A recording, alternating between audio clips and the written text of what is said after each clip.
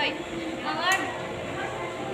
আমাৰ বিদ্যালয়ৰ শিক্ষক শিক্ষয়িত্ৰীসকল আজিৰ সভাত উপস্থিত থকা বন্ধু বান্ধৱীসকলক মই পোনপ্ৰথমে সকলোকে গান্ধী জয়ন্তীৰ শুভেচ্ছা জনাই মই আৰম্ভ কৰিছোঁ।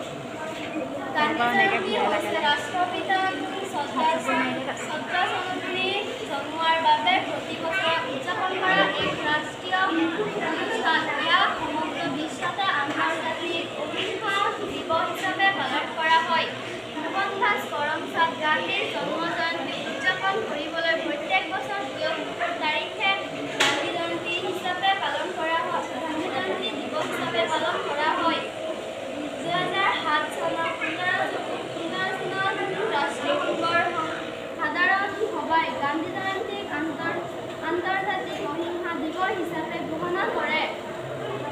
মহাত্মা গান্ধীৰ জন্ম ১৮৬৯ চনৰ ২ অক্টোবৰত গুজৰাট পৰবন্দৰত হৈছিল। সমগ্ৰ বিশ্ব গান্ধীজীৰ নীতিৰ সৈতে পৰিচিত হৈ আৰু তেওঁক সন্মানৰ সৈতে স্মৰণ কৰে। সেয়েহে এই গান্ধী জয়ন্তী অহিংসা দিৱস হিচাপে উদযাপন কৰা হয়। মহাত্মা গান্ধীৰ সম্পূৰ্ণ নাম হৈছে মোহনদাস কৰমচাদ গান্ধী। তেখেতৰ পিতৃৰ নাম আছিল কৰমচাদ গান্ধী আৰু মাতৃৰ নাম আছিল পুতলীবাই, যাক আমি মহাত্মা গান্ধী বুলি কওঁ। তাক সেই ৰাষ্ট্ৰৰ